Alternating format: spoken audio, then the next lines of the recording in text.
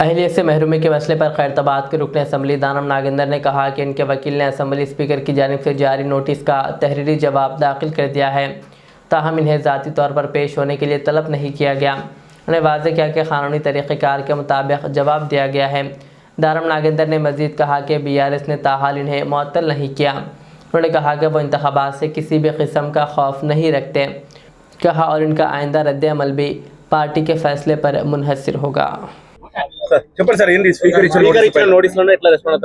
Speaker గారు ఇచ్చిన దానికి మా అడ్వకేట్ ద్వారా మనం రిప్లై పంపించడం జరిగింది.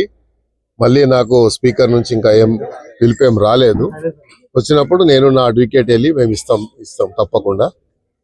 అదే విధంగా మేము ఇచ్చినటువంటి రిప్లై ఇప్పటిదాకా మాకు వచ్చిన దానికి మేము రిప్లై జవాబు ఇచ్చాము ఒకటి. కానీ ప్రత్యేకంగా మమ్మల్ని మరి ప్రెసిడెంట్ గమ్మని ఎక్కడ స్పీకర్ గారు ఇప్పటిదాకా చెప్పలేదు.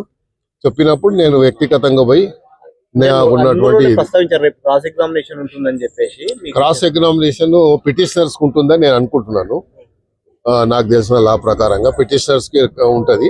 తర్వాత నన్ను పిలుస్తుండొచ్చు. నన్ను పిలిచినా కూడా నేను తప్పకుండా వెళ్ళి నా ఎక్స్ప్లెనేషన్ మీరు రాజీనామా చేస్తారు లేదంటే అనర్హత వేటు పడుతుందనే భయంతో ఇట్లా అఫిడవిట్ దాఖలు చేశారు దానం నాగేంద్ర అని చెప్పేసి రెండే ఇష్యూలు.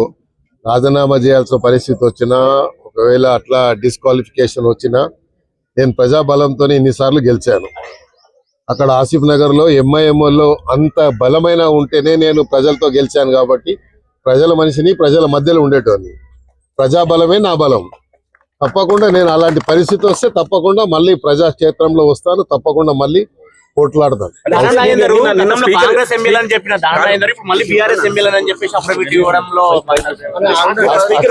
స్పీకర్ ఇచ్చిన దాంట్లో మా అడ్వకేట్ ఇచ్చారు. మా అడ్వకేట్ గారు ఢిల్లీలో ఉండే ఈ రోజు మాట్లాడి మా అడ్వకేట్ తో మాట్లాడిన తర్వాత నేను చూస్తాను. నేను చెప్పాను కదా మా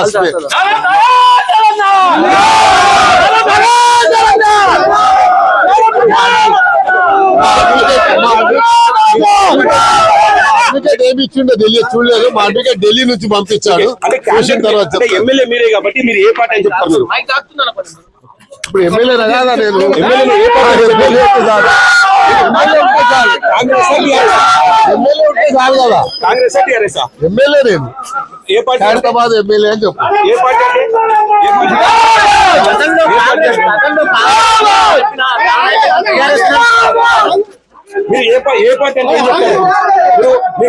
కాంగ్రెస్ నుంచి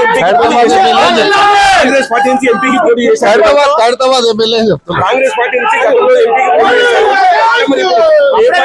అఫిడవిట్ లో కాంగ్రెస్ బీఫామ్ నుంచి పోటీ చేసిన అంశాన్ని ప్రస్తావించలేదని అంటున్నారు.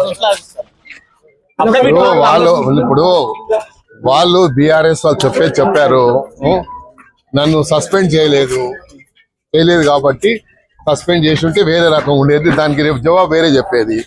కాబట్టి వాళ్ళు ఏ రకంగా జస్టిఫై చేసుకుంటారో దాన్ని బట్టి నా యొక్క రిప్లై ఉంటుంది.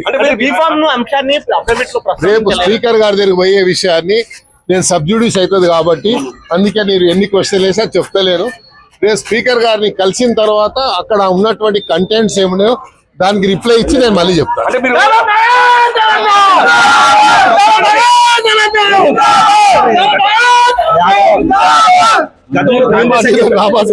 గతంలో కాంగ్రెస్ అని చెప్పారు, ఇప్పుడు ఏ పార్టీ అంటే ఏం చెప్తారు?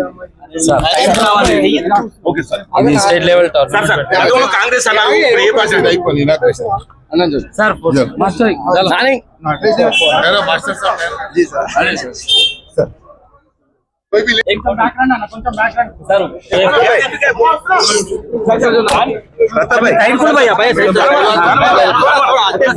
కాంగ్రెస్ అని చెప్పారు, మరి ఇప్పుడు ఏ పార్టీ? నేను అసెంబ్లీకి పోతున్నాను.